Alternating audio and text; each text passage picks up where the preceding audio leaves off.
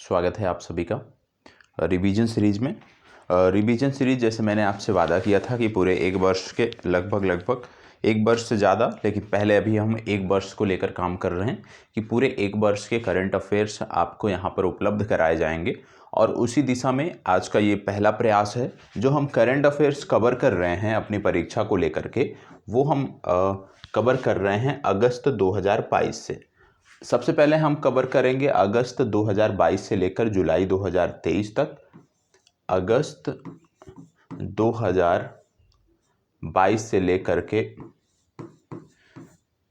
जुलाई 2023 तक हम कवर करेंगे। और इसके बाद जब हमें समय मिलता है तो अगस्त के पहले के भी 3 से 4 महीने, मतलब मान के चलिए मई से हम चीज़ों को और कवर कर लेंगे। मई, जून, जुलाई 3-4 महीने और पीछे जाके कवर कर लेंगे। लेकिन अभी जो पहला प्रयास है वो अगस्त 2022 से चीज़ों को कवर करने का है। तो प्रॉपर तरीके से नोट्स बनाते हुए चलिएगा। इसमें बहुत ज़्यादा चीज़ें ऐसी होंगी जो रिवाइज होंगी, जिसको आपने पूर्व में पढ़ा होगा, तो फिर से उसको नोट्स में जगह दे देनी है। यदि नोट है तो आपको क्या करना है कि उसको एक बार फिर से हाईलाइट कर देना है, क्योंकि यहाँ पर जब हम बात कर रहे हैं रिवीजन सीरीज में, तो यहाँ पे जो सर्वश्रेष्ठ प्रश्न हैं, जो बेहतर प्रश्न हैं, जिनकी पूछे जाने की संभावना ज़्यादा है, हम उस दिशा में काम कर रहे हैं। क्योंकि यहाँ पे कंप्लीट आप कह सकते हो कि 100% प्रश्नों को नहीं कवर किया जा रहा है, बल्कि सर्वश्रेष्ठ प्रश्न जो उस महीने के होते हैं उनको यहाँ पर कवर किया जा रहा है। ये आपको ध्यान रखने की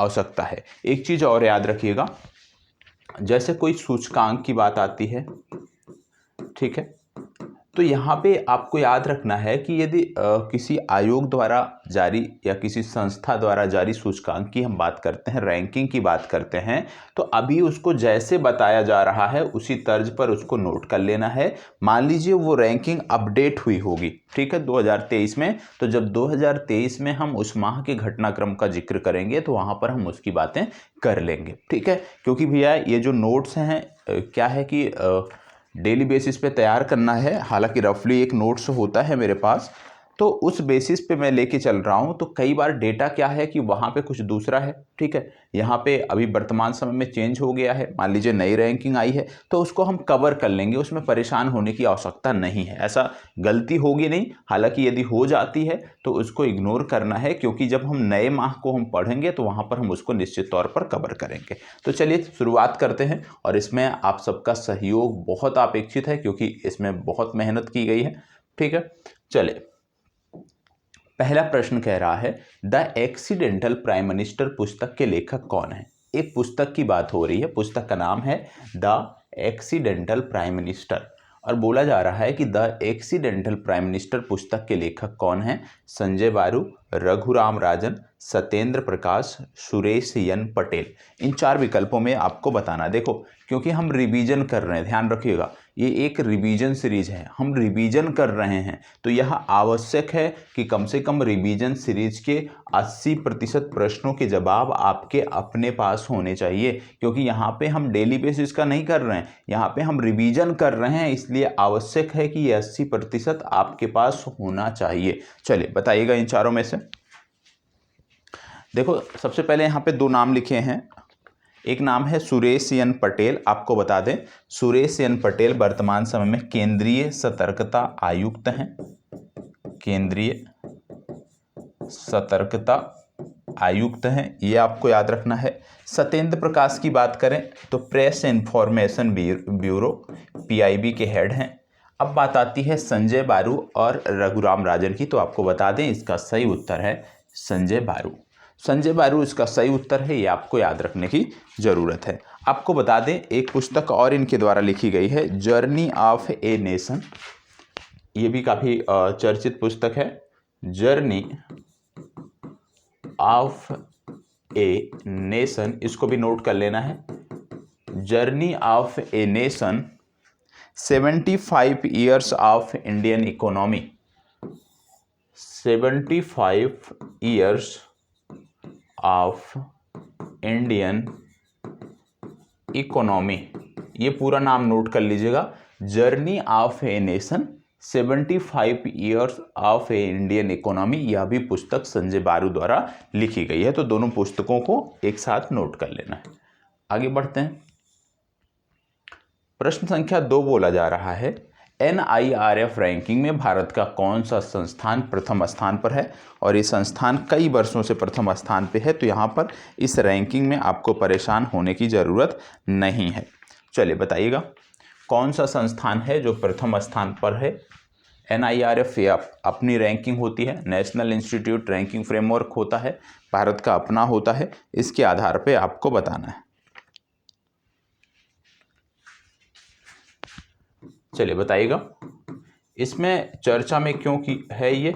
नीलकर्णी centre of AI for Bharat, ठीक है। नंदन नीलकर्णी का नाम आपने सुना होगा। तो यहाँ पर Nilekani centre of AI for Bharat की स्थापना की गई है इस संस्थान में, और इसका नीलकर्णी नाम इसलिए दिया गया है क्योंकि नंदन नीलकर्णी ने इसमें आर्थिक सहायता उपलब्ध कराई है, इसलिए यह नाम इन्हीं को संबोधित कर दिया गया है। तो Nilekani centre of AI for Bharat की स्थापना हुई है भारत के सर्वश्रेष्ठ संस्थान में IIT मद्रास में। बी विकल्प आपका सही उत्तर है। तो दोनों याद रखना है। Nilekani centre at AI for Bharat का शुभारंभ जो है वो कहाँ हुआ है, Nilekani centre of AI for Bharat का शुभारंभ IIT मद्रास में किया गया है। चलिए आगे बढ़ते हैं। देखो ये रिवीजन सीरीज है तो इसमें बहुत ज़्यादा डिटेल नहीं होगी, ये आपको ध्यान रखने की ज़रूरत है। अजंता और एलोरा की गुफाओं का संबंध, ध्यान रखिएगा, किस राज्य से है। अजंता एलोरा की गुफाएं आपको किस राज्य में देखने को मिलती हैं। चलिए बताइएगा अजंता एलोरा गुफाओं का संबंध किस राज्य से है। अजंता एलोरा गुफाओं का संबंध किस राज्य से है। महाराष्ट्र, मध्य प्रदेश, कर्नाटक, गुजरात। किससे संबंधित है अजंता एलोरा की गुफाएं। फास्ट जवाब दीजिएगा।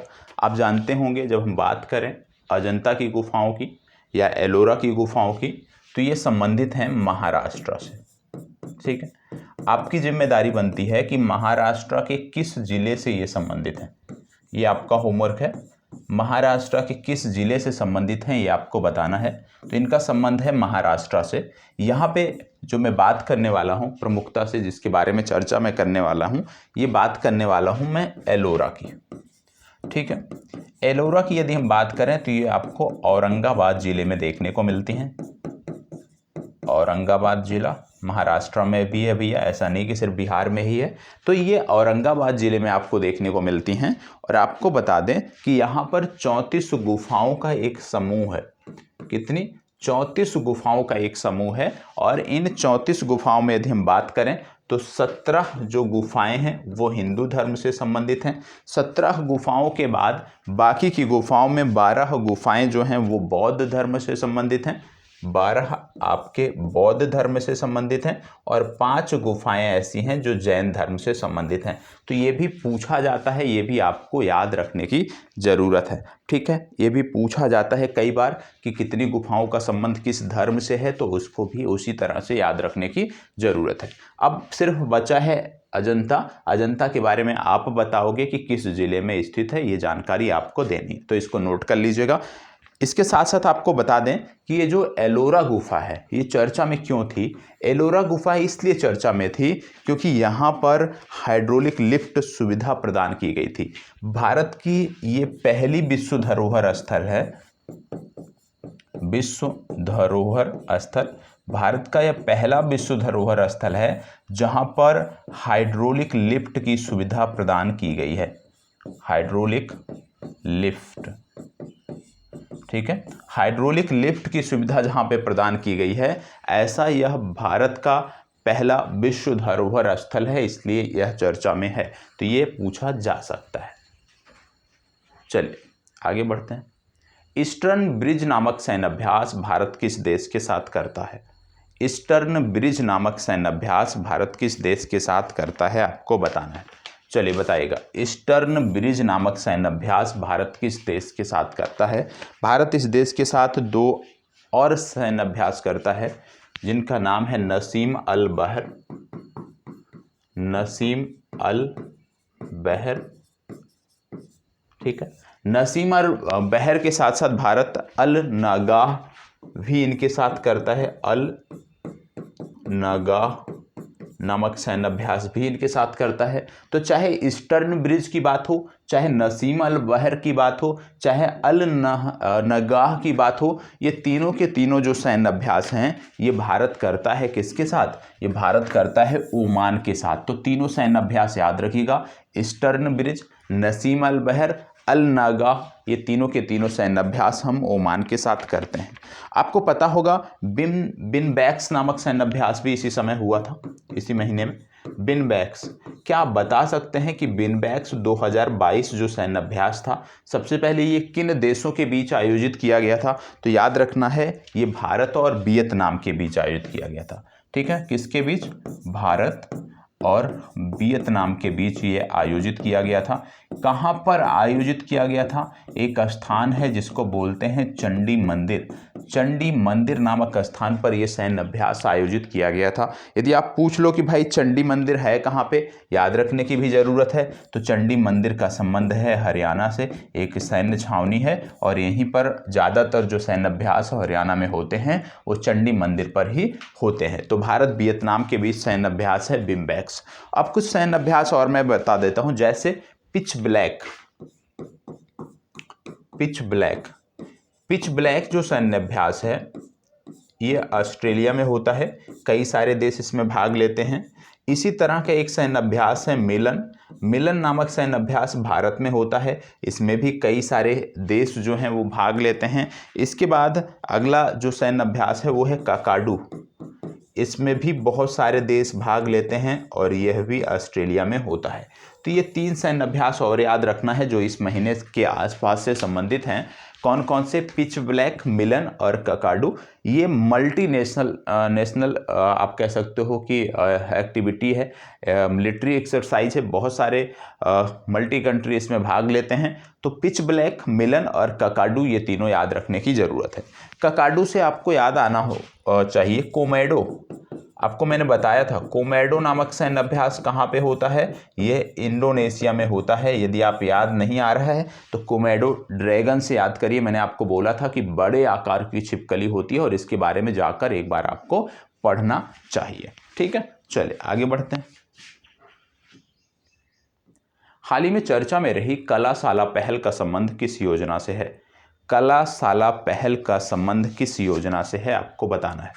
चलिए देखो, नोट्स भैया प्रॉपर बनाते चलिएगा जिससे इस सेशन का लाभ आपको मिल सके। और ऐसे में जो लोग पहली बार देख रहे हैं, आपको नोट्स कैसे बनाना है नहीं पता है तो कमेंट बॉक्स में आप ज़रूर बताइएगा, जिससे आपको जानकारी दे दी जाए और आप उस तर्ज पर नोट्स बनाओ जिससे आपको फ़ायदा हो सके।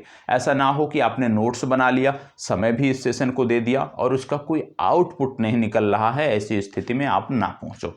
चलिए इसको बताइएगा। हाल ही में चर्चा में रहा कला साला पहल का संबंध किस योजना से है? कला साला जो पहल है, कला साला पहल का उद्देश्य था विशेष रूप से जो हमारा गौरवशाली इतिहास है उसको हम प्रस्तुत कर सके बच्चों के सामने, छात्रों के सामने। जो हमारा गौरवशाली इतिहास रहा है उसको प्रस्तुत करना। तो यहाँ पर गौरवशाली इतिहास की बात आ रही है, उसको बच्चों के सामने प्रस्तुत करने की बात आ रही है। तो याद रखिएगा इसका संबंध है राष्ट्रीय शिक्षा नीति से, न्यू एजुकेशन पॉलिसी से इसका संबंध है, ये आपको याद रखने की ज़रूरत है। जब हम न्यू एजुकेशन पॉलिसी की बात करते हैं तो आपको पता होगा कि न्यू एजुकेशन पॉलिसी में बोला गया कि ये कम से कम जीडीपी का जो 6% है वो हमें शिक्षा पे खर्च करना है।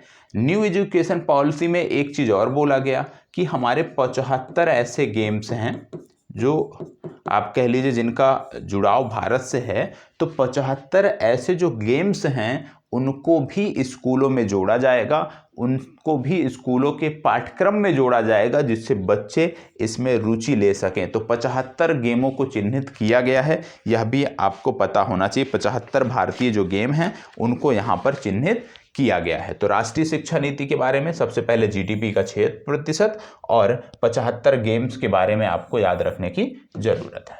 आगे बढ़ते हैं। हाल ही में चर्चा में रहे पीची वन्यजीव अभ्यारण्य का संबंध किस राज्य से है? पीची वन्यजीव अभ्यारण्य के बारे में बात हो रही है। आपको पता होगा, ये जो हमारे पुराने छात्र हैं कई बार मैंने इसके बारे में बताया है। तो बताइएगा भैया पीची वन्यजीव अभ्यारण्य का संबंध किस राज्य से है?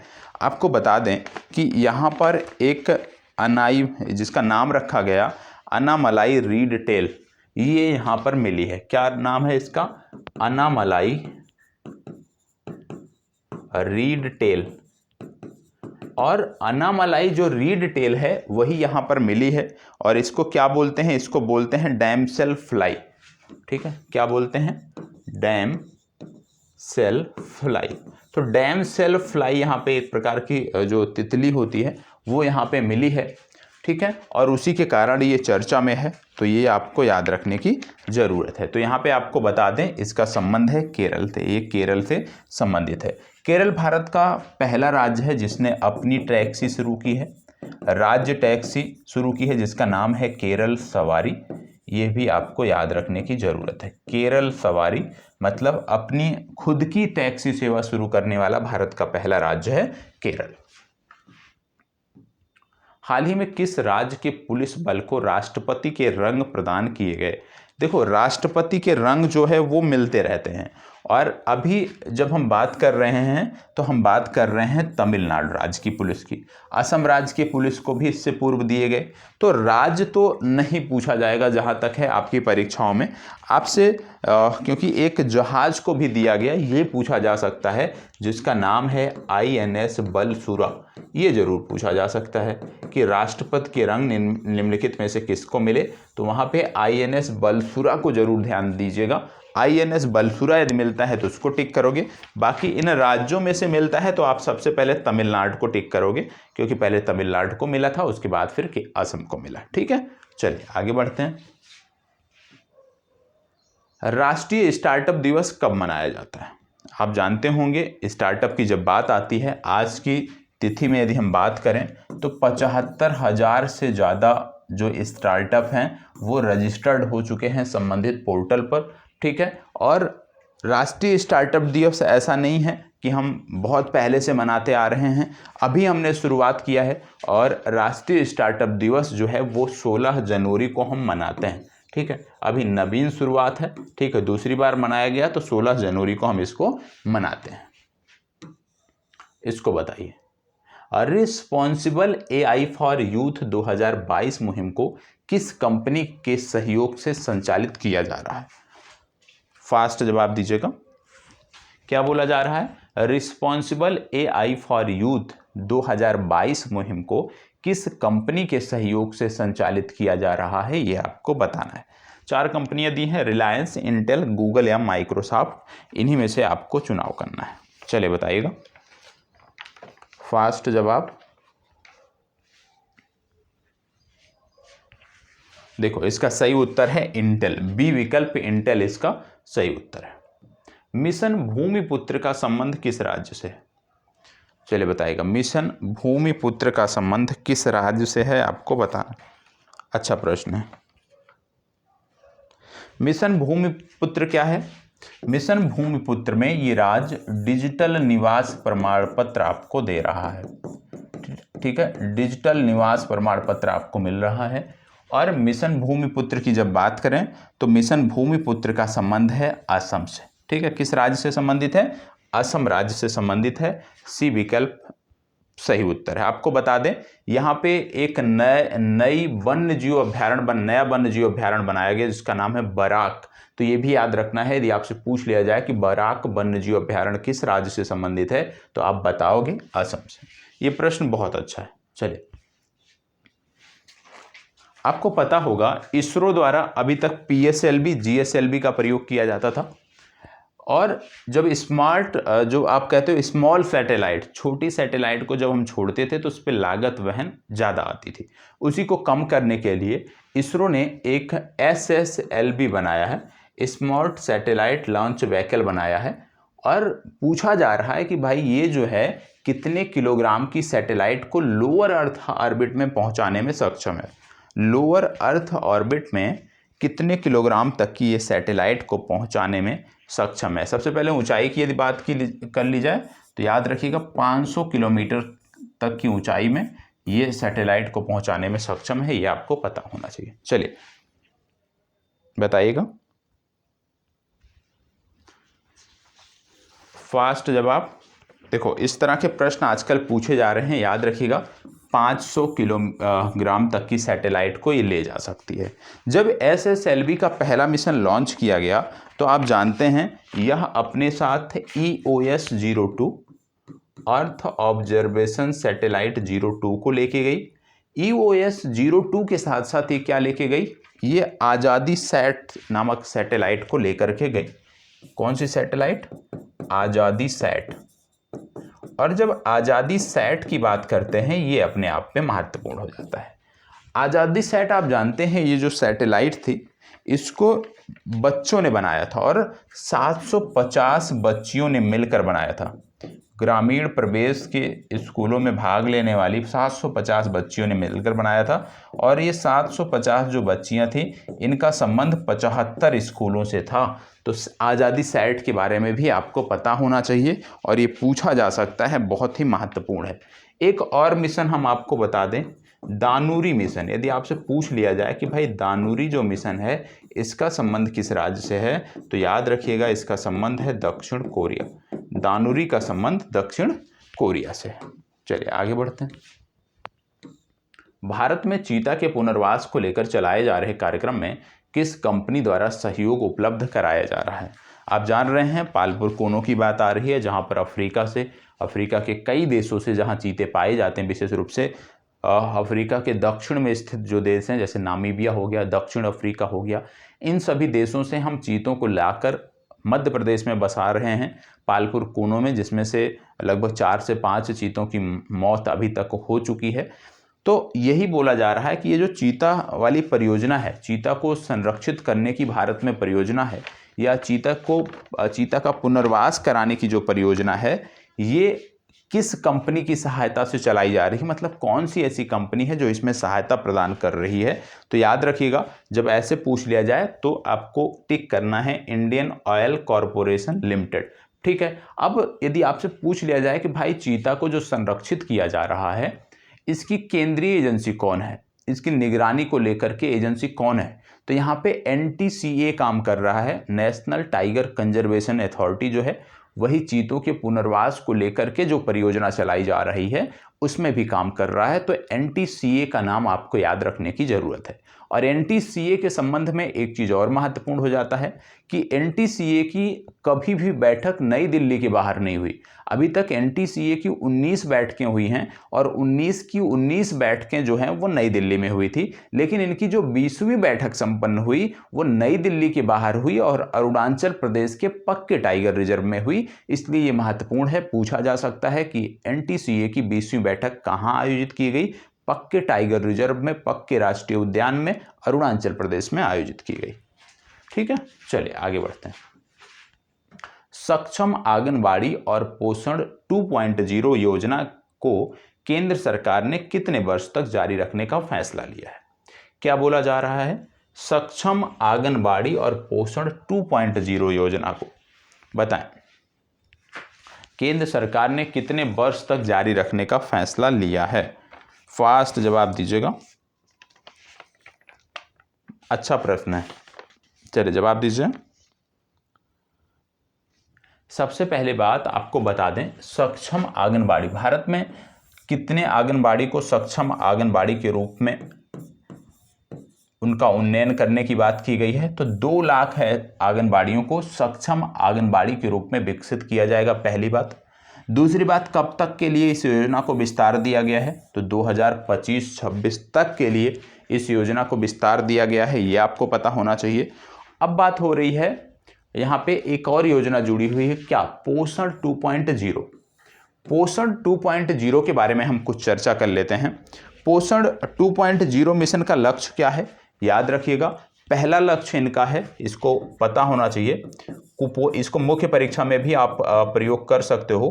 कुपोषण को मौजूदा स्थिति के 2% कम करना है। मौजूदा स्थिति से कुपोषण को 2% कम करना है। इसके साथ साथ बच्चों में आप जानते हो हाइट की समस्या होती है, जिनकी ऊंचाई लंबाई बढ़ती नहीं है, तो जो हाइट की समस्या है उसको भी 2% तक कम करना। मतलब जितने भी बच्चों में हाइट की समस्या, मान लो आज के तिथि में 100 बच्चों में हाइट की समस्या है, तो इसमें अगला जो लक्ष्य है वो 2025-26 तक, या पोषण 2.0 योजना के तहत कि इसको 98 लेके आना है। ठीक है, ये प्रति वर्ष होगा।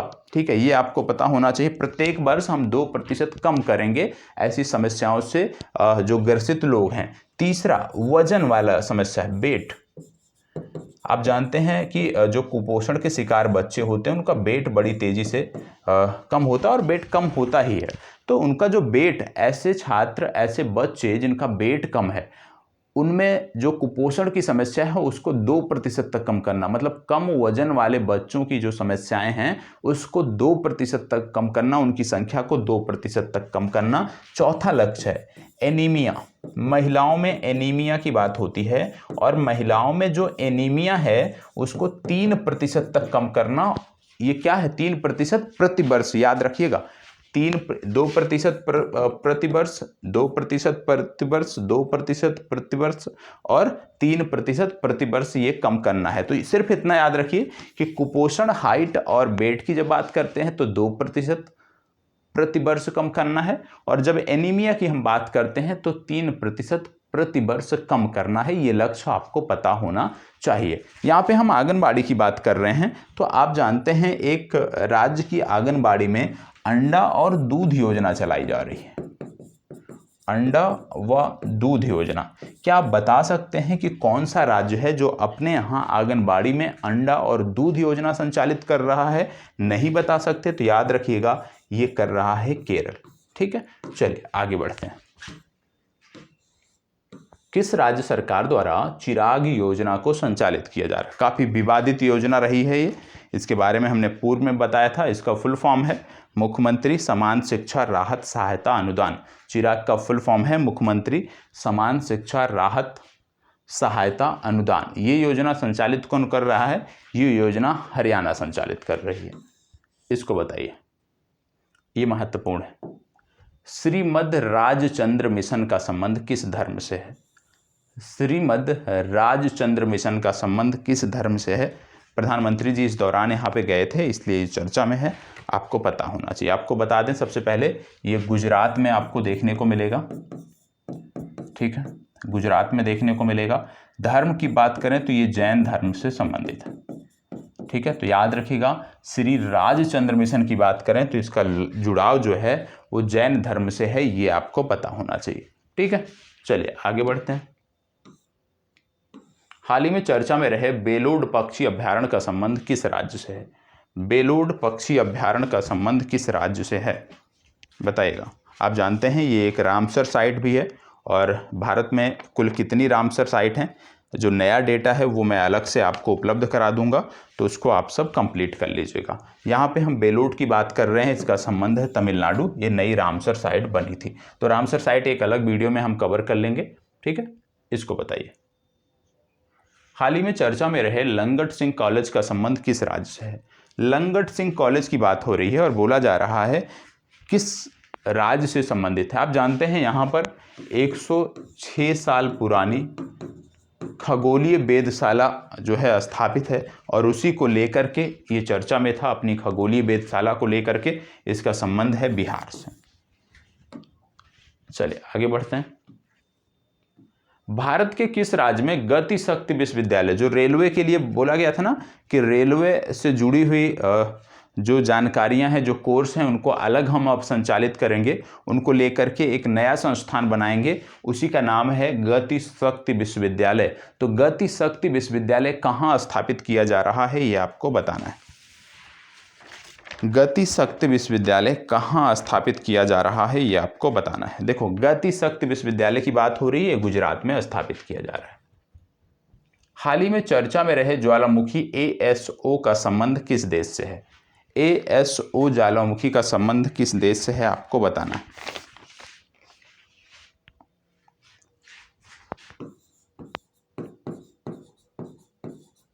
जल्दी बताइए।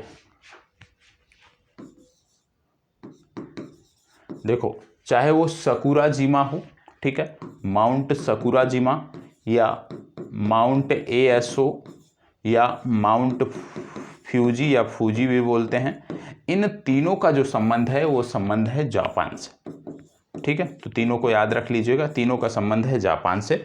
ठीक है। अब एक और ज्वालामुखी इस समय आपको याद रखना है, ठीक है, फॉग्रा, इसको नोट कर लीजिएगा, फॉग्रा डल्फ, देखो ऐसे नोट कर लीजिएगा,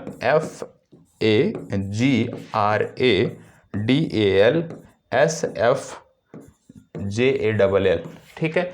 इसको बोलते हैं फॉग्रा डॉल्फ जाल, इसको आपको याद रखना है। फॉग्रा डॉल्फ जाल जो है, ये जो ज्वालामुखी है ये आइसलैंड से संबंधित है, अभी हाल ही में फटा था, ठीक है। चलिए आगे बढ़ते हैं। पंचामृत योजना का संबंध किस राज्य से है? फास्ट जवाब, पंचामृत योजना का संबंध किस राज्य से है? पंचामृत योजना का संबंध किस राज्य से है? याद रखिएगा, पंचामृत का संबंध उत्तर प्रदेश से है। अगला, पहला शहरी पशु बचाव केंद्र किस राज्य में स्थापित किया गया है? इसका उद्देश्य था जो जानवर घायल होते हैं उनके इलाज को लेकर के, और ये एक राष्ट्रीय उद्यान में स्थापित किया गया है जिसका नाम है गिंडी राष्ट्रीय उद्यान, और गिंडी राष्ट्रीय उद्यान आपको तमिलनाडु में देखने को मिलता है। तो इसका सही उत्तर है बी विकल्प। इसको बताइएगा, भारत के किस राष्ट्रीय उद्यान में मोदी सर्किट बनाया जा रहा है? आप जानते हैं बियर ग्रिल्स के साथ मोदी जी यहाँ पे गए हुए थे, एक प्रोग्राम भी किए थे, ठीक है, मैन वर्सेस वाइल्ड आप देखते होंगे, और उसी राष्ट्रीय उद्यान में ये बनाया जा रहा है जिस स्थान पर मोदी जी गए थे। तो ये संबंधित है जिम कॉर्बेट राष्ट्रीय उद्यान, और जिम कॉर्बेट राष्ट्रीय उद्यान है उत्तराखंड से। अब कुछ चीज़ें मैं और आपको बता देता हूँ। आप जानते हैं जीसैट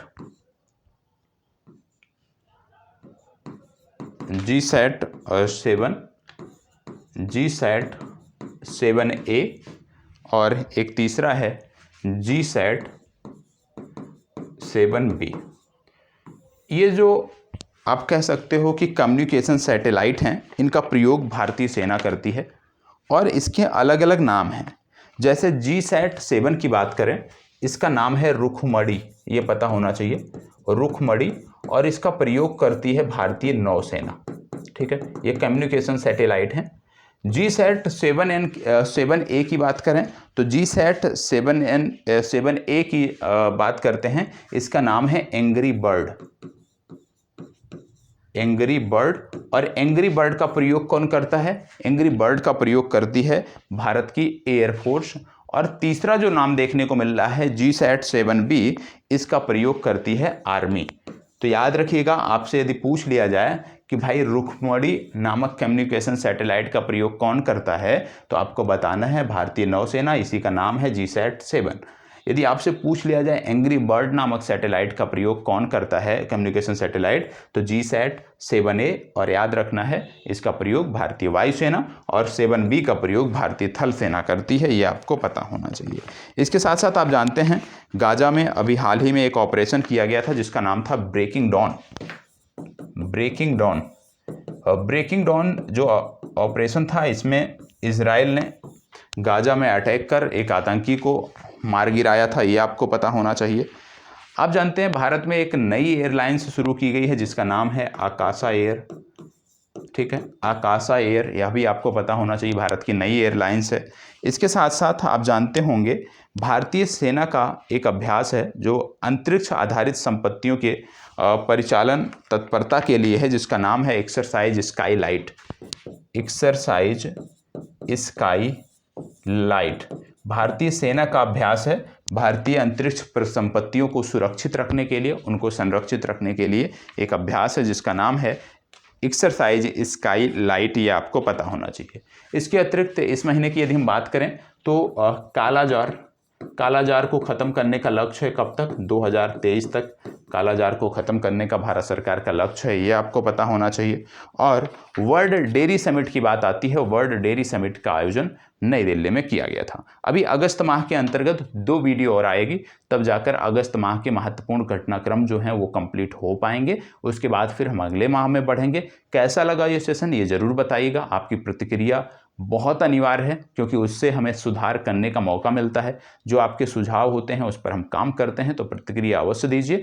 बाकी अगस्त के जो घटनाक्रम है वो अगले 2 से 3 वीडियो में कंप्लीट हो जाएंगे। धन्यवाद, बहुत बहुत आभार।